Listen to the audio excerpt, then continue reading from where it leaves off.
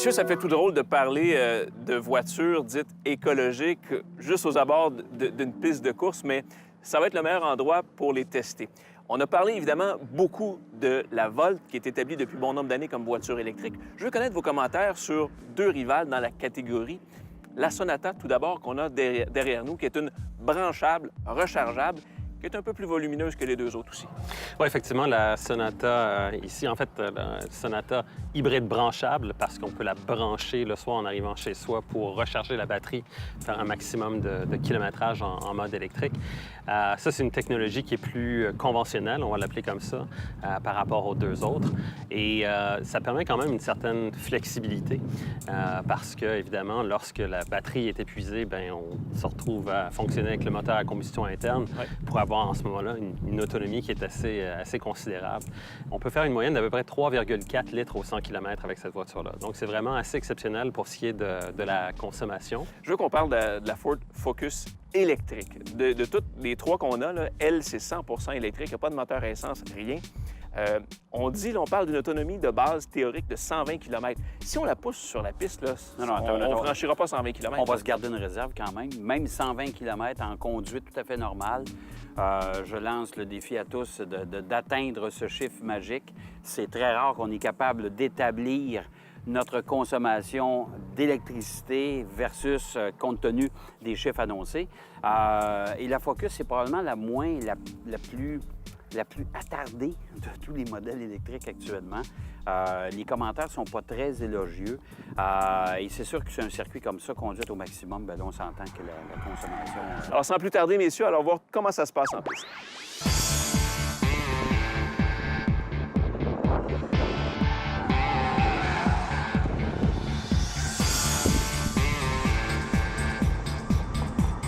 Aujourd'hui, on se tape la Chevrolet Volt sur un circuit. Quand même assez particulier. Si vous n'avez pas les 100 000 $ et plus pour vous payer une Tesla, ça peut être une belle alternative, surtout si vous demeurez en région. Pour le comportement de la Volt, on s'entend que ce n'est pas une voiture à comportement ultra sportif.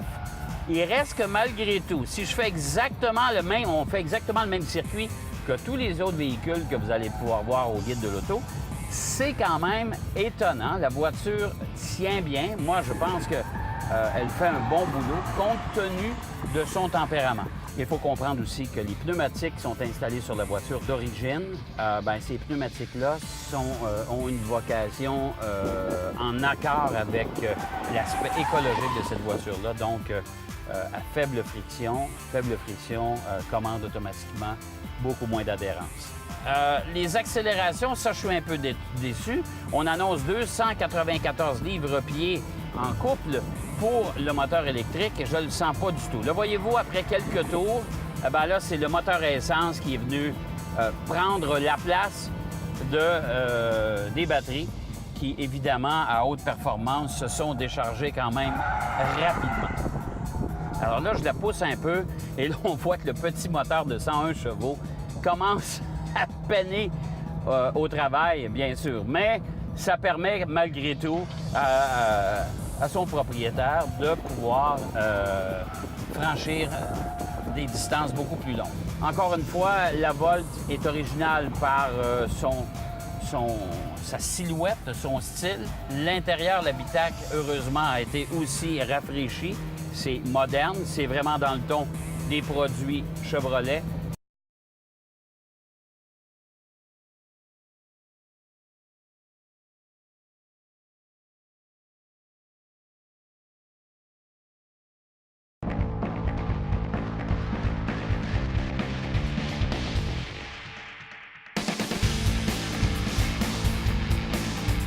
Alors, contrairement à la Nissan Leaf, qui est une voiture qui a été conçue dès le départ pour être une voiture électrique, la Ford Focus électrique, elle, une voiture conventionnelle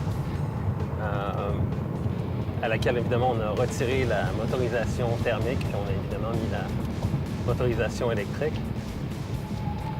Le principal problème de cette voiture-ci, c'est véritablement son autonomie. Parce que dans le cas du modèle 2016, on a une autonomie de 120 km. Ça, c'est dans les conditions idéales, ce qui est vraiment pas beaucoup.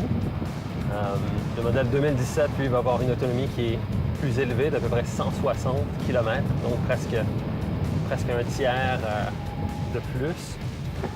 Et je pense que ça va faire une grosse différence. Pour ce qui est du reste, ben, ça se conduit exactement comme toute autre voiture électrique, c'est-à-dire qu'on a quand même un couple assez important, une force d'accélération qui est assez surprenante. 184 livres-pieds de couple pour une puissance équivalente à peu près à 140 chevaux, 147 chevaux si ma mémoire est bonne.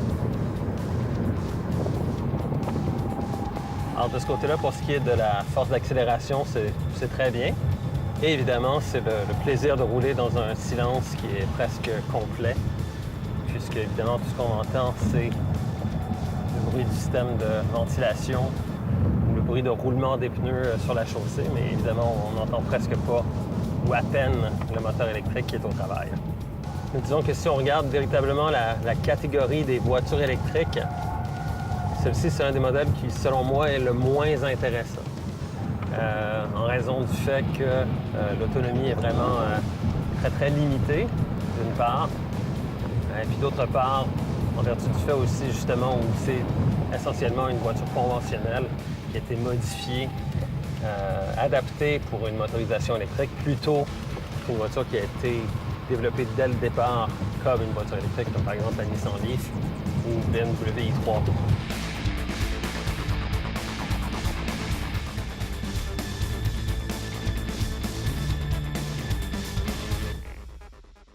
En conclusion, messieurs, parmi ces trois voitures-là, qui remporte la palme pour cette petite escapade en piste? Bien, écoute, moi, je te dirais, l'utilisation qu'on en fait aujourd'hui, évidemment, ça n'a rien à voir avec ce qu'on va faire sur la route, mais c'est clair que, selon moi, la Chevrolet Volt, c'est une proposition qui est vraiment très, très intéressante. La Sonata non plus n'est pas dénuée d'intérêt. Encore en vertu du fait qu'on peut faire quand même un certain kilométrage en mode purement électrique. La Ford Focus, carrément victime de son autonomie. C'est ça qui la pénalise. Moi, malheureusement, je trouve dommage que la Sonata soit aussi dispendieuse. Si on avait présenté une version dépouillée avec un équipement de base, on aurait pu quand même percer le marché, mais c'est encore la Volt qui est la plus novatrice dans tout le lot, dans les trois voitures. Ça, c'est évident. Merci, messieurs.